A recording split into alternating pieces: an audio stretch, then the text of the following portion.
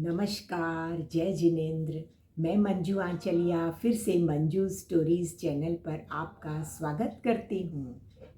जैन धर्म के अनुसार वर्तमान काल प्रवाह में इस पृथ्वी पर भगवान ऋषभ देव ने सर्वप्रथम धर्म का प्रसार किया। केवल धर्म का ही नहीं बल्कि कृषि, व्यवसाय, कला, शिल्प, राजनीति और राज व्यवस्था की शिक्षा दी। इसलिए उन्हें आदिनाथ अथवा प्रथम तीर्थंकर के नाम से जाना जाता है।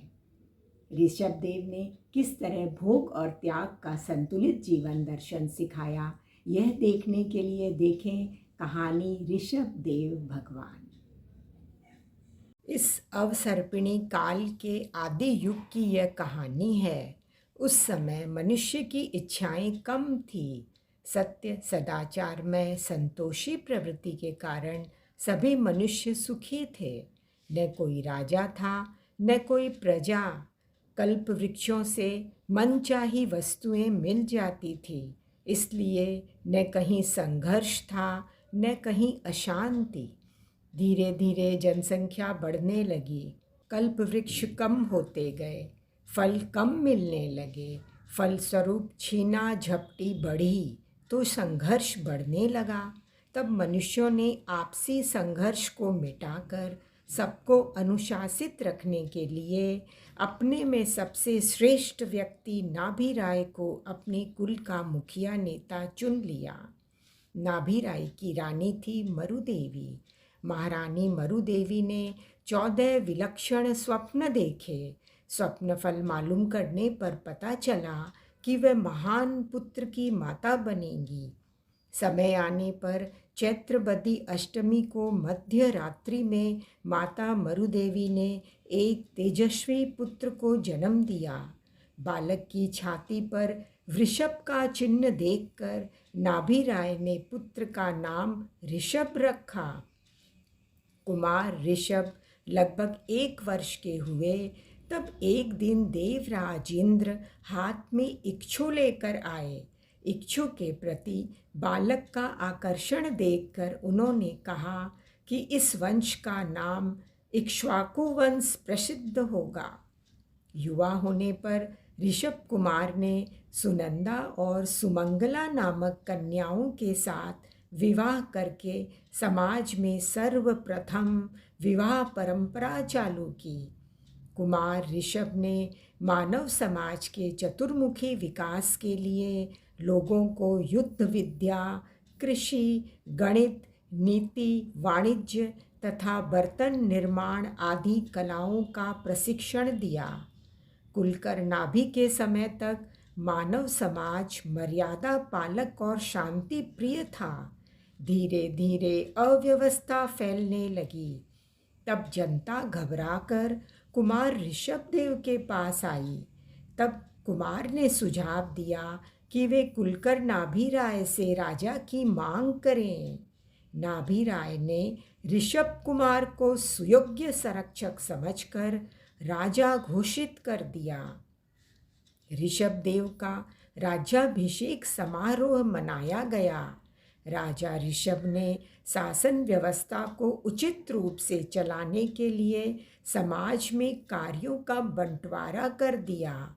समाज की रक्षा करने वाले क्षत्रिय कहलाए, व्यापार करने वाले वैश्य और सेवा सहयोग करने वाले शूद्र कहलाए। जीवन के उत्तरार्ध में पहुंचकर उन्होंने भरत को अयोध्या का, बाहुबली को तक्षशिला का तथा अन्य 98 पुत्रों को छोटे छोटे प्रदेशों का शासन सौंप दिया। एक बार ऋषभ कुमार राज्यसभा में बैठे नीलांजना नाम की एक अप्सरा का नृत्य देख रहे थे। सभी दर्शक मंत्र मुग्ध बैठे थे। अचानक नीलांजना मूर्छित होकर गिर पड़ी और उसके प्राण पखेरु उड़ गए। इस घटना के बाद मानव जीवन की क्षणभंगुरता समझते हुए उन्होंने दीक्षा ले ली। 4000 व्यक्ति भी उनके साथ साधु बन गए और प्रभु के पीछे पीछे जंगल की ओर चल पड़े। जब वे भिक्षा के लिए नगर में गए, उनके स्वागत के लिए लोग अनेक प्रकार के फल और सामान लेकर आए, लेकिन शुद्ध आहार न मिलने पर भगवान ऋषभ देव भूखे प्यासे ही वहाँ से चल दिए और जंगल में जाकर तप करने लगे। भूख प्यास से त्रस्त होकर उनके शिष्य भगवान के पास आए, परंतु ऋषभ देव तप में लीन होने के कारण कुछ ना बोले। शिष्यों को जब ज़्यादा भूख प्यास सताने लगी तो उन्होंने जंगल में कंद मूल फल खाना प्रारंभ कर दिया और तापस बन गए। भगवान ऋषभ देव को दीक्षित हुए 1 वर्ष बीत चुका था, परंतु उन्हें अभी तक विधिपूर्वक शुद्ध आहार प्राप्त नहीं हुआ था। अन्न पानी के अभाव से उनका शरीर अत्यंत दुर्बल हो गया था। गांव-गांव में विहार करते हुए भगवान एक दिन हस्तिनापुर में पधारे। उस समय हस्तिनापुर में राजा सोमप्रभ का राज्य था। उनके पुत्र का नाम श्रेयांस कुमार था। राजकुमार महल के झरोके में बैठा हुआ था।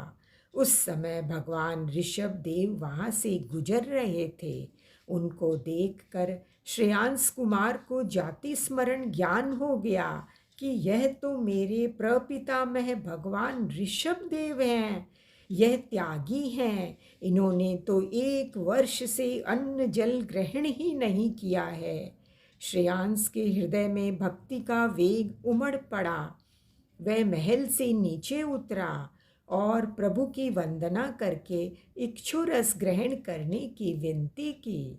यह पवित्र दिन था वैशाख शुक्ला तृतीया का। इस दिन भगवान ऋषभ देव ने इक्षुरस से वर्षी तप का पारणा किया। इसलिए जैन परंपरा में यह दिन अक्षय तृतीया के नाम से प्रसिद्ध हुआ। इस घटना के 1000 वर्ष बाद प्रभु को पुरिमताल नगर में केवल ज्ञान की प्राप्ति हुई। भगवान की देशना सुनकर सम्राट भरत के सैकड़ों पुत्र व पौत्र तथा पुत्री आदि हजारों महिलाओं ने दीक्षा ग्रहण की। हजारों वर्षों बाद अंतिम समय निकट जानकर वे अष्टापद पर्वत पर जाकर समाधि ध्यान में स्थिर हो गए। माघ मास की कृष्ण त्रयोदशी के दिन परम पद मोक्ष को प्राप्त हुए। धन्यवाद।